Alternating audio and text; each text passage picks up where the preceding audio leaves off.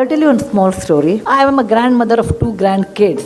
Like today's how grandkids are there, they are like that, normal. Okay, that means more talking and less listening. And my granddaughter's name is Krishna, and she told me they live in London. One day I told her to eat banana fruit. You know, we India consider it's a good fruit. Eat. And then she said to me, Ajji, give me law. She calls me Ajji, like any Kannada grandmother is called, or Maharashtrian grandmother is called.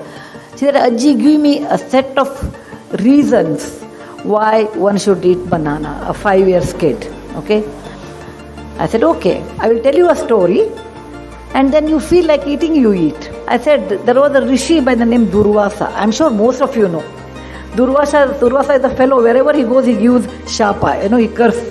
He gets so upset so fast. So there was a rishi by the Durvasa who was a very short-tempered fellow. Whenever he used to go to anybody's place, they used to get scared of him. Why this fellow has come, let him go as early as possible. I'm sure when you are not a nice person, nobody welcomes you. One day his wife told him, look, people, when you go, people run away. Whereas I stayed with you for such a long time.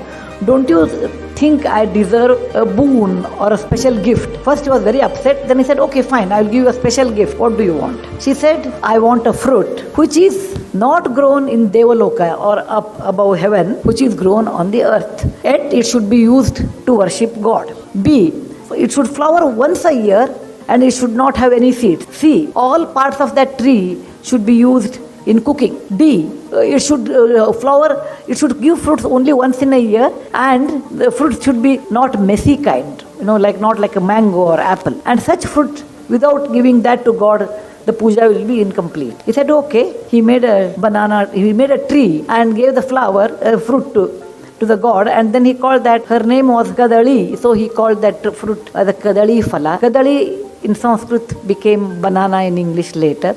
So whatever banana tree you see, that is the intelligence of a woman who told her husband the kind of fruit which is easy to eat, whose leaves are used for eating, whose bark is in the stem is used in cooking, whose flower is used in a cooking, which flowers once a year, and there are no seeds. So I told, it's such a great fruit on the earth. If you don't want to eat Krishna, you don't have to eat. But only learned people eat this one.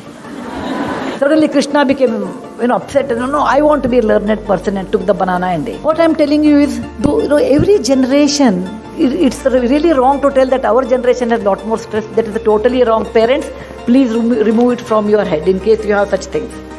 I was in Egypt about 15 years back. Then I took on Egyptology. That is a person who knows how to read hieroglyphy, who knows more about Egyptian history, and went to one place which is 7,000 years old, and there I saw the pyramid. Inside the pyramid there was hieroglyphy, so I asked that fellow, what it is written here, you tell me. This fellow told me, the builder of Egypt pyramid have written about next generation. Next generation doesn't respect time, doesn't respect money, doesn't respect elders, they have less common sense, they are less hardworking. I really do not know how they will survive. Suddenly I felt like, my parents talking to me like that.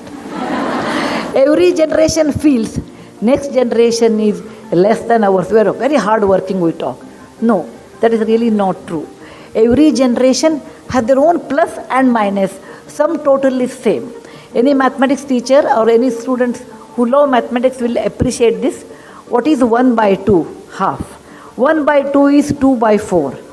It is also equal to 3 by 6. It's also equal to 4 by 8. It's also equal to 16 by 32. The moment I say 1 by 2 and 16 by 32, 16 is a huge number, 1 is small, but the ratio remains the same. And that is the way every generation has their own plus, minus, their own strengths. Okay, their own stress.